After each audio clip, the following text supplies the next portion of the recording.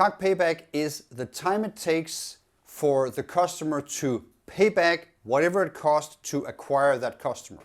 So if you spend $1,000 acquiring a customer, then the CAC payback time is the time it takes from you sell that customer until you actually have that money back from the customer. So let's say if they pay you $100 a month, it takes 10 months for that customer to give you $1,000, which is what you spend acquiring the customer. So now you're at break even for this particular customer. CAC is now paid back. Okay, useful concept in order for you to understand how much cash it's going to take you to grow. But an even more useful concept is what I call CAC Pay Forward. Let's say we have a timeline here. We have the start of the sales cycle. And let's say that the sales cycle is 60 days. And let's say that you spend $1,000 to acquire the customer. So you would have spent all of the CAC at the time of the sale. Okay, so that's great.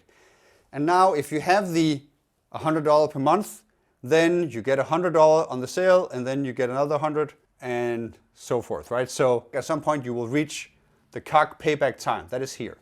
But now what happens also is that the customer keeps paying you if you keep the customer, and at some point this distance will match this distance here, and then there's also a point in time where you have the pay forward, where the customer will have paid back the 1,000 that you used to acquire them, and another 1,000 which you can then use to acquire another customer, right? This becomes the time it takes for you to double your sales, right? So if it takes you 2 months to sell the customer and then 10 months to get to CAC payback, that is 12 months total, right?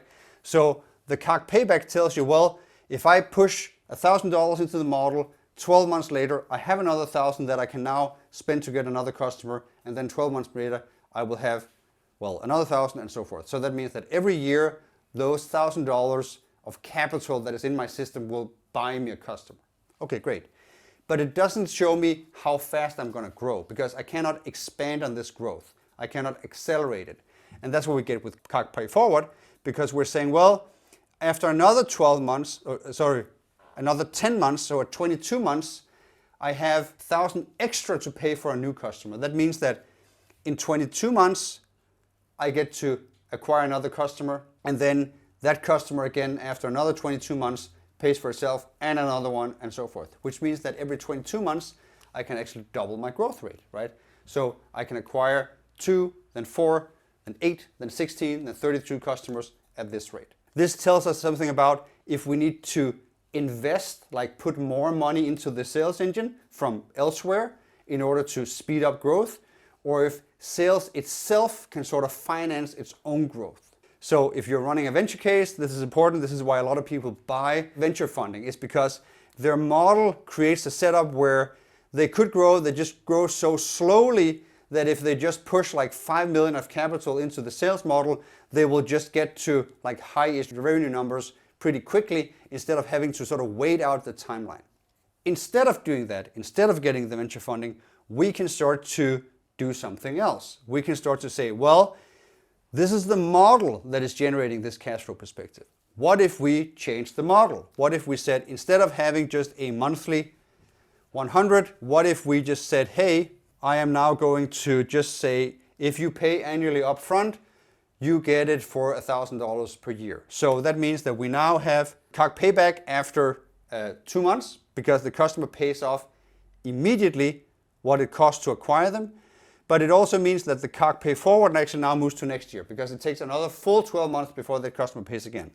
So that gives us a better CAC Payback, but not a better CAC Pay Forward, unless we then do something else again. Let's say upfront for 3 years for the price of 2,400.